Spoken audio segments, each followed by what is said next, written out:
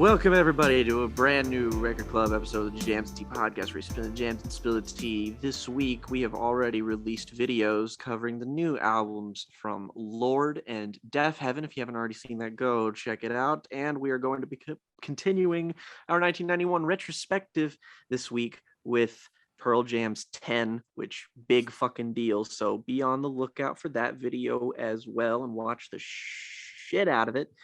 And right now we are going to be talking about 9 Inch Nails Year Zero.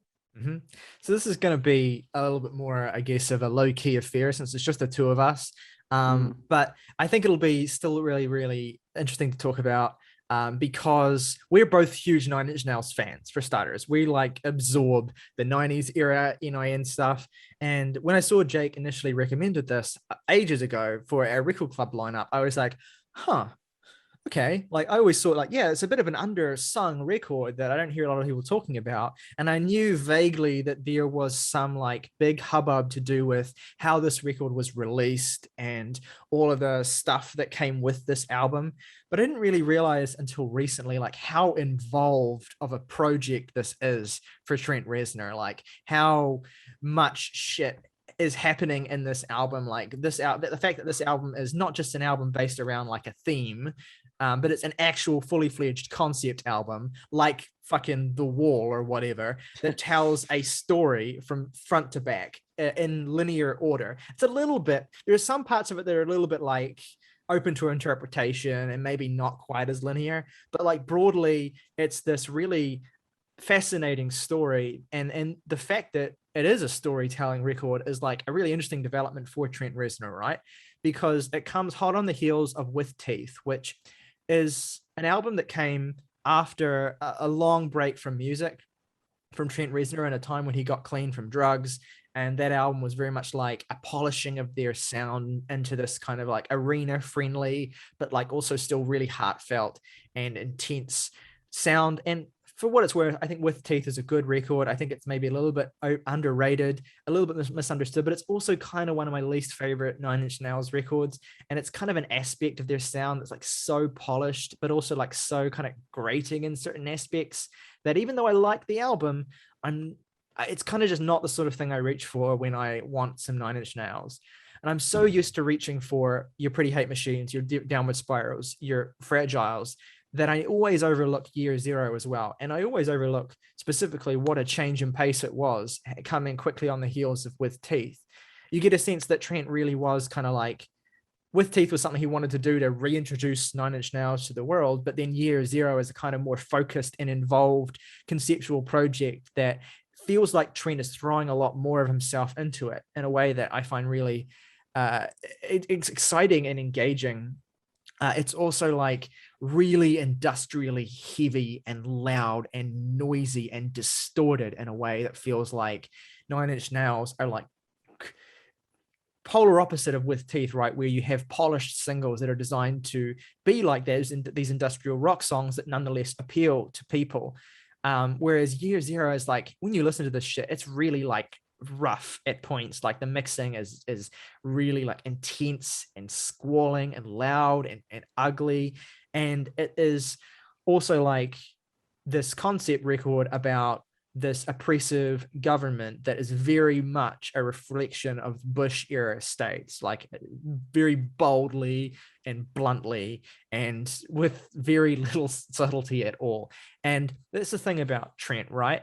As a lyricist, subtlety has never been his strong suit. It's never been even a remote interest of his. He's always been this very blunt, hard on sleeve, just reusing certain bits to describe basic forms of subjugation and oppression and violence and the kind of relationship between interpersonal human violence and state sanctioned violence and oppression. And it's that's always kind of been there in the context of these albums that are really, when you get to the heart of them, about Trent's own personal crises and heroin addiction and suffering and pain, all these sorts of things. And here, Trent is putting all of this stuff that was previously subtext, like societal, political, disgust and oppression and all that sort of shit, and actually making it the sole focus of the album, which is a risky decision for someone like Trent Reznor because, like I said, he's not the most nuanced lyricist. He is talking about these themes on this record in a really blunt and bald faced and just like straight up in your face way. I mean, take Capital G, for example, right? Like this, a very clear Bush song with these very kind of blunt, straightforward lyrics about greed and the war machine and cycle that Bush perpetuated. And that it also kind of like takes the perspective of this kind of like idiotic and grandiose dictator, essentially. And it's like, yeah, it's very bold in your face. Like, I pushed the button and elected him to office, and he pushed the button and it dropped the bomb. And like, I get it. I get why people might not like this, and I get why it's kind of like goofy and silly, but also I think it it fucking rips, to be honest.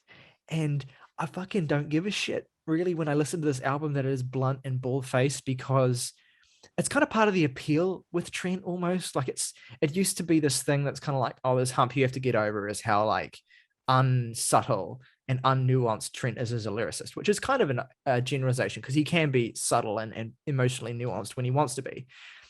But like that's not even a hurdle I have to get over anymore. It's kind of the appeal itself is just like getting this raw shot to the fucking veins, just fucking adrenaline soaked, unrepentant, unapologetic anger. And it's cathartic in that way. Anyway, I mean that's just like my feeling about the feeling of this record. What do you think? Yeah, like when I decided to put this for a record club, I think my thinking was like I wanted to talk about Nine Inch Nails in some capacity, and I was just like, okay, so what album do I pick? And with Nine Inch Nails, the first three obvious ones you go to are, kind of the big three of their discography, which are Downward Spiral, The Fragile, and Pretty Hate Machine. And I didn't want to do the Downward Spiral because, I mean, have you listened to the Downward Spiral? It's not exactly an easy album to talk about. And also, I mean, The Fragile, which is like, see my thoughts on the Downward Spiral, but also it's 2 hours long, Yeah. and which is my favorite Nine Inch Nails record for the record.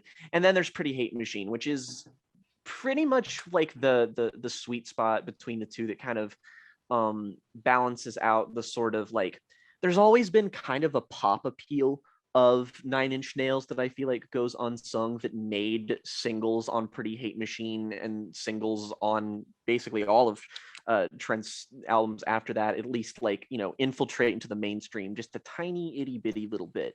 But that said, I was just kind of like, yeah, but like everybody's talked about these three albums. Like I just don't feel like there's a whole lot more to be said or elaborated on. So let me pick something past those. And it was difficult because, like we said, we're big Nine Inch Nails fans, and I think it's no exactly, like I don't think you'll definitely see the both of us go to bat for a lot of these records. But post the Fragile Nine Inch Nails, it's spotty, like there's just some albums that are just kind of inessential, for every fragile, or not the fragile, for every oh, what's the name, for every still EP, or odds and ends, or like what the two albums they released last year, you'll have something like The Slip, where it's just kind of like, yeah, take it or leave it. So I went with Year Zero, which is, it's a little bit more like critically, like it's a bit, critics are a bit more kind to it than some late era Nine Inch Nails, but also, it's got all this stuff about it. It's, it's the Bush album, it's the sort of post 9/11 thing, which was a huge phenomenon of just, like, there's that sort of wave of music that came in, that like A Perfect Circle got in on it, or Green Day got in on it. It's just like this was an entire subgenre of music at the time. And another thing to note about it is that this was once Trent kind of cleaned himself up. Like he struggled with drugs and alcohol and heroin really, really bad. And eventually he got clean and he got fucking ripped. And he sort of Oh yeah. overhauled his image. Yeah. And with Teeth, it's sort of him sort of pulling himself out on the other side. And a lot of people misattribute this sort of like, oh, well, since, Trent's not as tortured or he's not on drugs now, so, he doesn't make as good music, which I think is fucking stupid. It's really more or less the fact that Trent, after he was done with all of that shit and after he had made a record like The Fucking Fragile, it's just like, where do I go from here? It's like I have a clarity that I have. I'm a little bit more at peace with myself, and I still want to keep making music. So what direction do I even go in? So we kind of, with Teeth is a kind of meandering record. It's not exactly a hit album.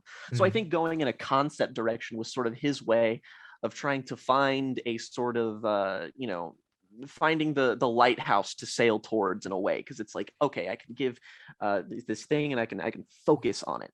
And like you said, the writing is insanely blunt. The fucking but that's the thing though, is that that's really just always been the case on the Downward Spiral, on the Fragile, on Pretty Hate Machine, on songs that I love. It's just like the appeal of those songs and of industrial rock in general like this is not that it's subtle, it's that it's fucking awesome to listen to some extent, unless you want to communicate some sort of emotional darkness. And I think Year Zero is good at communicating a sense of struggle. There's a lot of shit that, like, from the moment it starts off with Hyperpower, which is just sort of an instrumental track, it's like it's this blown out, fuzzy, crunchy guitar just being like, and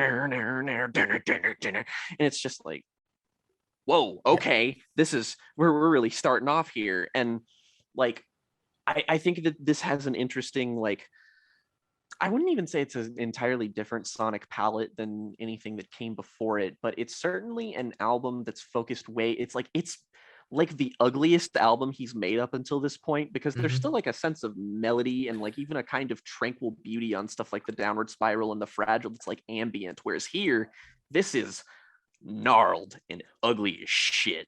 What I think it is that like just the general sound of it is so like mechanized and so like flat in purpose. Like it's worth noting as well that With Teeth was mostly recorded with live instruments, whereas most of this record was made on a laptop, and deliberately so. Like there's this real sense of like just thinness to this, a lot of the sound of it, and that thinness is made impactful by kind of like turning it up and like making the mixing really intense. And it's the first album, I think, since before Downward Spiral that's not produced by the legendary Alan Moulder, who is a big part of the sound of those records and famously produced My Bloody Valentine's, Loveless as well. And so you get that sense of like, comparatively for Nine Inch Nails, this is a lo-fi ass album, and yet it works because it is the whole feel of it as this like kind of mechanized robotic transmission that is like futuristic, right? Like it's being the whole concept is that this record is like a capsule that's been sent back through time from moments before the apocalypse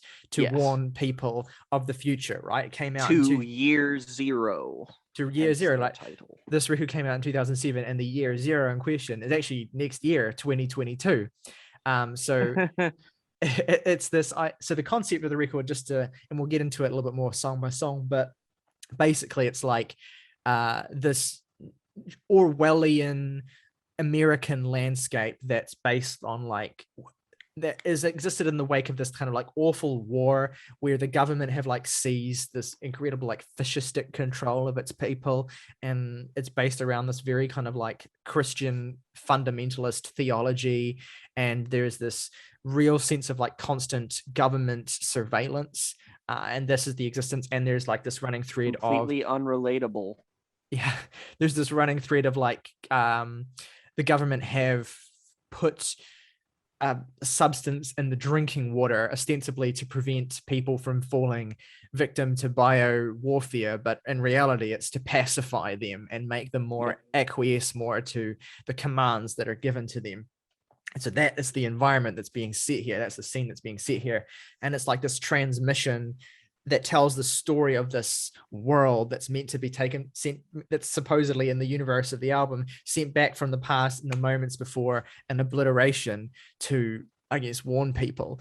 And so that's the whole sort of overarching concept. And that sense of like a transmission that has been like captured and sent back, like that whole framing, I think, like it makes the way this record sounds and the ramshackle nature of it work. It makes it feel like you're really like hearing this, disheveled thing that has been made into this industrial rock record, but supposedly representing this transmission. And with regard to the bluntness of the lyrics, the other reason why it really doesn't matter here as well is that this is a record that's by and large about propaganda, right? It's about Yeah. it's about an environment that exists where all messaging is blunt, where all things John that happen. Carpenter's They Live. Big Yeah, that. totally. Yeah. So like, I think Trent has found a way to frame his lyricism such that the bluntness is not only forgivable because of how great and hard the album goes, but actually makes sense in terms of what the songs are about. So in that sense, like it's, yeah, that bluntness is turned up to 11, but it's done so with a point that's in service of what this album's about. And it helps because honestly, like Trent, again, I said it's that there's always been a sort of pop sensibility to Trent's songwriting, and I think that really shows through here because there are a lot of hooks on this album. And you know what? And through that lens and through the production that's all blown out and flat and heavy and loud and that whole propaganda thing, it makes this shit knock like a motherfucker. Like the fucking "this is the beginning." Yes. And he's such an expressive vocalist too. It's like he's so like it's the angst in his voice. There's no other way to put it. Where he's just like he's able to draw out every single fucking syllable on here, and he's just like fucking the like on capital G, which you touched on earlier, which is capital G is in reference to the big G, George himself, which is like it's a song that I genuinely really do love. It's in like the upper half of the tracks on the album, and it's like yes, it's so silly, but like it's literally just like have you considered that it fucks. Like it's like the hardest song up until that point on the record, and it's such a fucking. There's like the percussion on this album too is also. I mean, it's mixed like everything else, but also it's so fucking high. It's like just under his voice, so it just kind of feels like whoa, like everything. It like bursts, and the fucking guitar on this thing sounds like it's an instrument that was made by a fucking alien. It's like it's like one chord that's being like eked over a course of several seconds, and you're just kind of like what the fuck is this shit? Oh, it's so fucking good.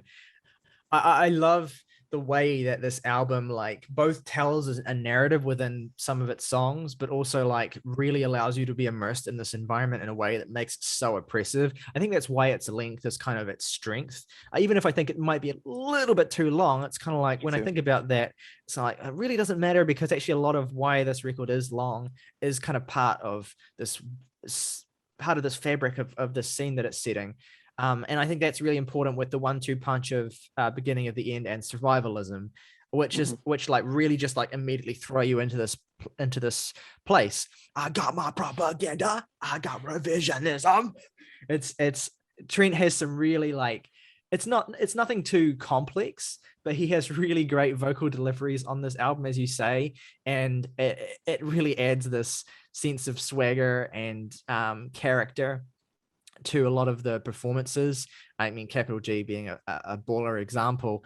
But yeah, it's totally, there's just like little details like that add a lot of flavor to these songs. Like they can blur together these songs the first couple times you listen to the record. Absolutely, they did for me.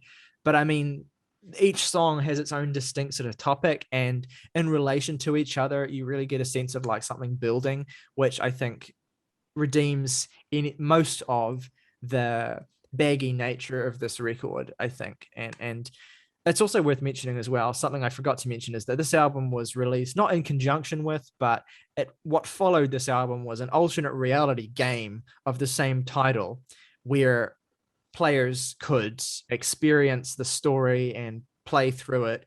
And it fleshes out a lot of the details of this world and makes more front loaded the idea of the presence, which is this alien intelligence that is looking over this world of destruction and casting judgment like a kind of god, and then intervenes at a certain point in this narrative to cleanse by fire.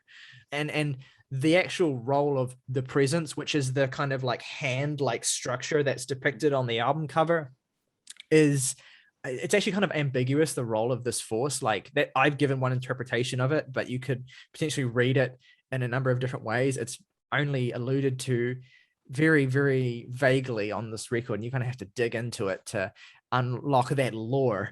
But yeah, so there's this whole like story with characters and stuff, and the main thrust of the narrative is the soldier who is I guess plucked out by the government for experiments early in the record in songs like The Good Soldier and Vessel and Me I'm Not, which is like a three-track string of songs which are like a single story about this soldier who is like riddled with PTSD. And I mean, Good Soldier is a great song, actually. It has I really fucking love it. this really like insistent great riff that's so like funky in a certain sense as Oh well. yeah, The way that Trent totally. sings, I'm trying to I am believe. trying to believe.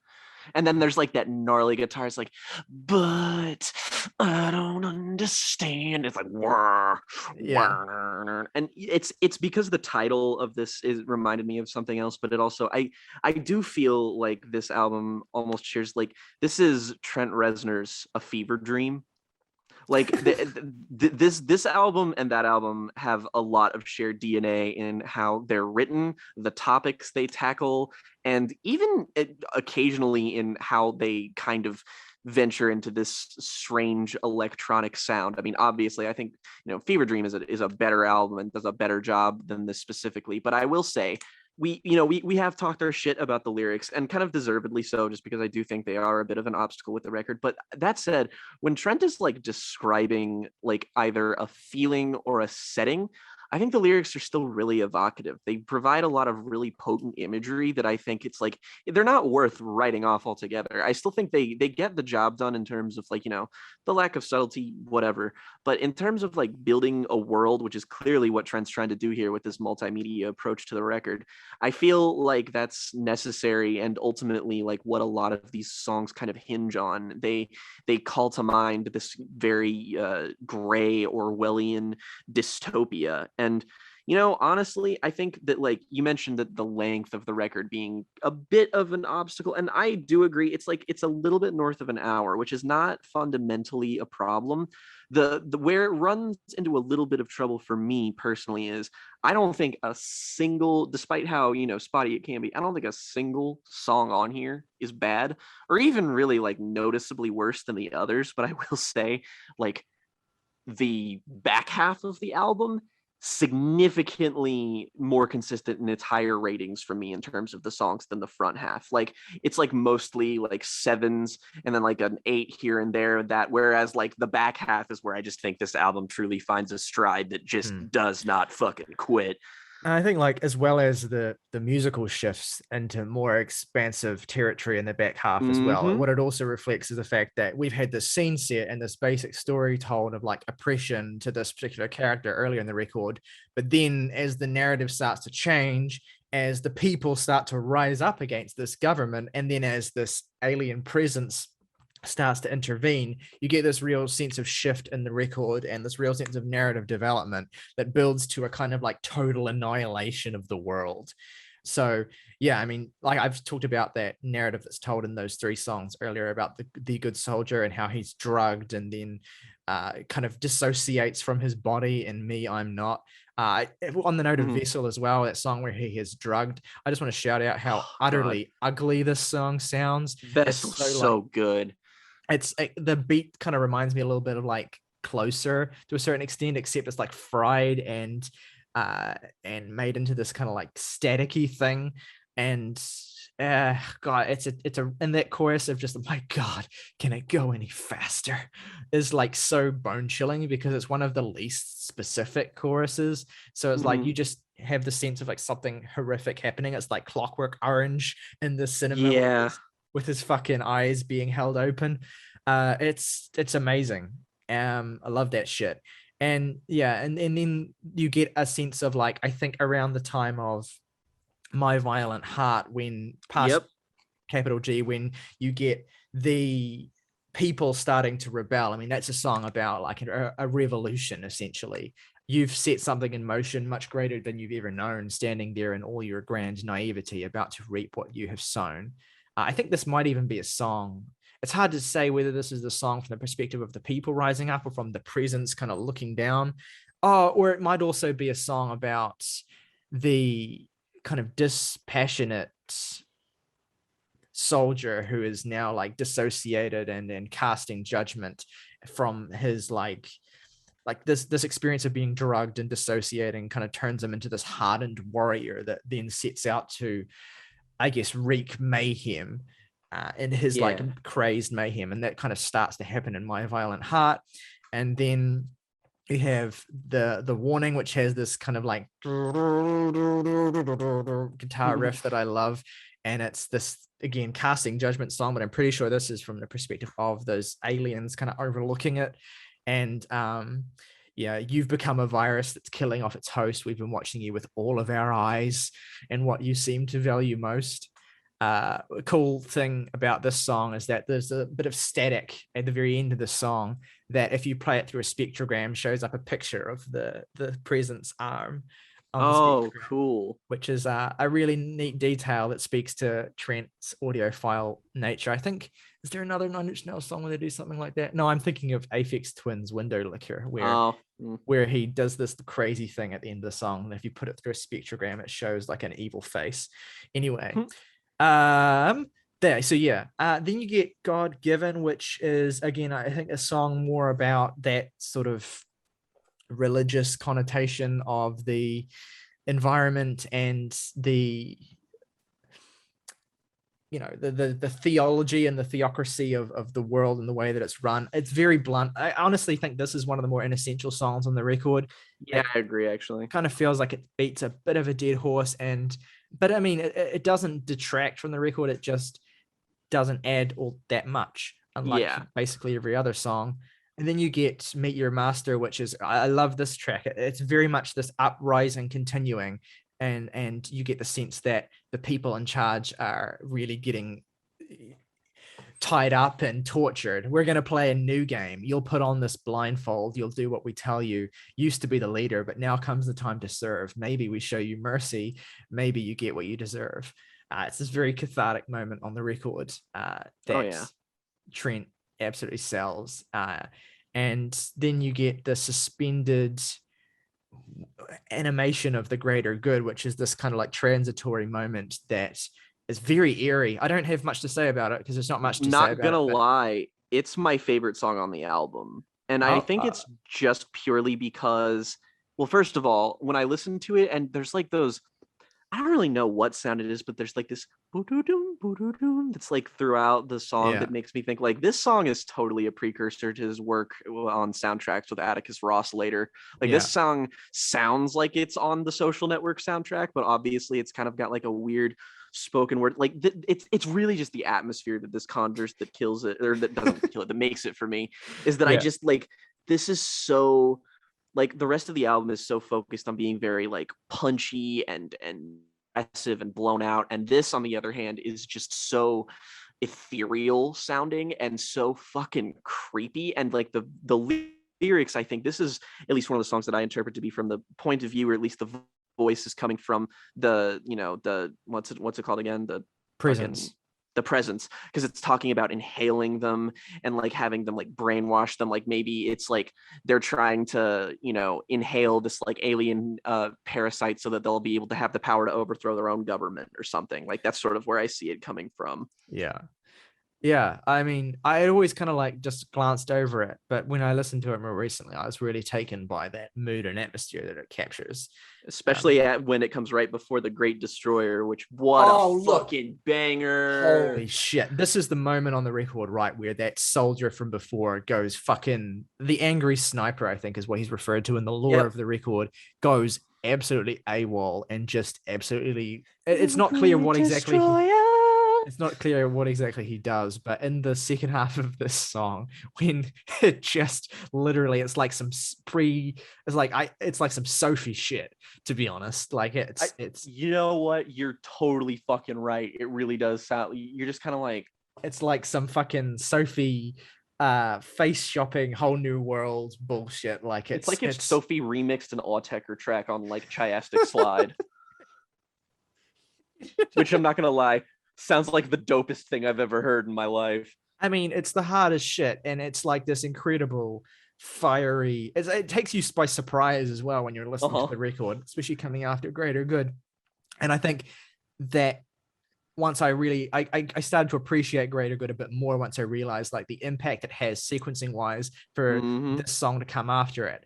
It's again another example, like with the Deaf Heaven record we talked about earlier this week, of an album where like the songs in relation to each other like elevates the whole thing. And Yeah. I think it's so true here. And Especially with the Greater Good going in, like this, the track of the Greater Good through Zero Sum is just an immaculate fucking run, right up there with anything as good as stuff on the Fragile or the Downward Spiral. I mean, yeah, and that even speaks to the next instrumental and another version of the truth, which is like Mm, it's this moment like that title itself, it's kind of like it tells you already that the propaganda that is presented to the public in this album is not the only reality. There is another yeah, version of the truth, and it's kind of like, and I think that's represented with the fact that this instrumental has these two very distinct moods in the first half of the track and in the second half of the track. Like there's this eeriness to it, and then all of a sudden it kind of like gets really like there's a change that happens halfway through and it gets really pretty all of a sudden, and it's like something mm-hmm. is unlocked. And whether you want to see that as an oppressive state giving way to a free state, or whether you want to see it as like a cruel reality giving way to calming propaganda, there's like with no lyrics at all and just with this title alone and the way the track sounds, you get a real impression of what's happening in this world. And then you have the remarkable 1-2 final de- delivering In blow of this this album. twilight, In this zero twilight is sum. in this twilight is my favorite song on this record. I think it's my favorite song from this decade of Nine Inch Nails era. Mm. It's just fantastic. It is literally the soundtrack to the beginning of the apocalypse. Like, Monstrous. It sounds like there is a literal fucking monster in the background of this song. and I believe that's intended to be the presence taking over and literally immolating the planet. The world we set on fire, do you wonder if it feels the same? The sky is filled with light. Can you see it? All the black is really white if you believe it. As your time is running out, let me take away your doubt. You can find a better place in this twilight. Dust to dust, ashes in your hair remind me what it feels like, and I won't feel again. Night descends. Could I have been a better person if I could only do it all again? It's just amazing and so powerful. Spectacular. And it has some of Trent's most like evocative and emotional and tuneful singing as well on this Oh song. yeah. Like he's so like powerful of a performer on a record where he spent so much of it just like get that fucking job. He's got some reverb on his voice, and it's mic'd in a way where it sounds like he's singing like a distance away from the mic rather than intensely like this, like he always does. Whereas this is like, it sounds like he's on a stage performing. Yeah. Yeah. Oh shit. Yeah. It's such a great aspect to it. Like you really get the sense that you're in this outdoor world and all Mm-hmm. this shit is happening and it's all burning. And the cool thing is that the guitar sound on this is made by playing a bass through a guitar amp and then turning the gain up really, really loud. And so it has this kind of distorted, blown out quality to it that is one of many examples of how Trent will use gear and mixing and all these kinds of production tools to make his guitars and make his textures and make his central instruments sound really alien and out of focus and just kind of terrifying. And it's just an amazing climax point for this record, and it gives way to Zero Sum, which is a superb closer, the apocalypse fully realized, and ending in a weirdly kind of tender place, as well as Trent is wont to do with his instrumental endings to just awful sounding records. He always brings a sort of sense of tenderness, even though the song obviously blossoms and balloons and grows. It's like a kind of ultimate requiem for the world. How could we justify it all? And we knew better, in our hearts we knew better, and we told ourselves it didn't matter, and we chose to continue, and none of that matters anymore. In the hour of our twilight, as soon as it will all be said and done, and we will all be back together as one, if we will continue at all. Shame on us, doomed from the start. May God have mercy on our dirty little hearts. Shame on us for all we have done, and all we ever were, just zeros and ones. I mean, grace note. Spitting.